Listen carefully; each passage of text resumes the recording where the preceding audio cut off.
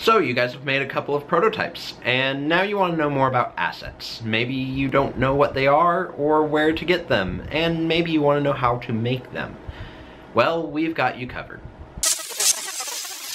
Welcome back everyone, I'm Zach with Streamline Design, and today we want to talk about assets.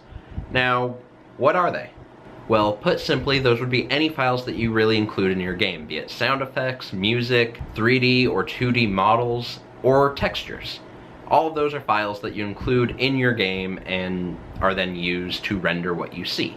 Now, I don't have experience in all of this, so I reached out to my sound design friend for some assistance with that part of things. Now, starting out, you may feel a little overwhelmed by all of the different aspects that go into making a game. Maybe you don't want to do every part, and maybe you're actually excited to do all of them. Either way, I highly suggest that you give each part a chance, because you never know what you might actually enjoy. Using free software, you're actually able to create each type of asset, and I'll include the list down below in the description as well. For 2D sprites, for instance, you can actually get away with using just Paint, but I would suggest taking a look at GIMP for something a little more robust. For 3D modeling and animation, I can only suggest Blender. It allows you to do both, and it's completely free. There are some other more professional programs out there, but they all come with a pretty hefty price tag, so I really suggest taking a look at that. Now, we're on to the sound effects, which is the area that I'm personally not the most fluent in. But thanks to my friend Lovisa, I've got a few tips, tricks, and pointers for you guys. First, when creating your own, having a decent microphone is pretty helpful. That way you're getting clear, crisp sounds for using as sound effects, or even in music if you want to go the route of making actual music, putting it to the computer, and then uploading it into your game. Once you have a decent mic of some sort, I suggest just making sounds and recording them. Make sounds with forks, metal, plastic, sheets, paper, scissors, whatever you can think of, it makes a sound and you should record it. It'll get you a nice big sound library that you can then pull from when you're looking at adding sound effects or modifying sounds to work for sound effects. Beyond that is creating sounds completely digitally. Both work and both are perfectly fine. It's a matter of what you are looking for and what you want to get and what kind of work you want to put into it.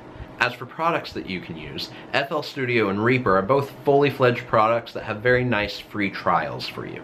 Reaper especially. While if you need something completely free, or you don't know if you really are into the whole sound design side of things, then I suggest checking out Audacity. It's lacking in a lot of features, but it's completely free and it'll at least get your foot in the door to see if you actually enjoy working with sounds. Finally, that brings us to our last option, and one of my personal favorites, and that is the asset store.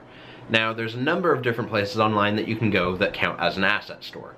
And basically what they are is people who have created different assets, be them sound effects, music, 2D or 3D models, or any number of bundles from there.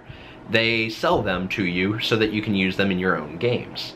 And the best part is they usually do so at a relatively reasonable price. Sometimes even free, though those sometimes aren't actually able to be used commercially. But for where you are right now, free could work really well. So there's a few asset stores that I really personally enjoy, and I'll include them in the description down below as well, but those are the Unity Asset Store, which works best for Unity users, but they can be used in other programs as well. The Game Dev Marketplace, the Envato Market, and for sound specifically, Free SFX. All of these have a good list of assets to choose from for anyone looking to bolster a weakness or just to fill in something that they know they aren't interested in making themselves. Thank you guys for watching, and before you go, as always, I've got a question for you. Have you used an asset store before, and if so, what kind of assets did you purchase? I'd really like to know, so leave those answers down below in the comments. I will really enjoy finding your answers, and it might help others as well. If you liked this episode, give a thumbs up. And, of course, if you want to see more, go ahead and hit the subscribe button. And don't forget to hit the little bell as well to get notifications of when my new videos come out. And I will see you guys next time. Bye.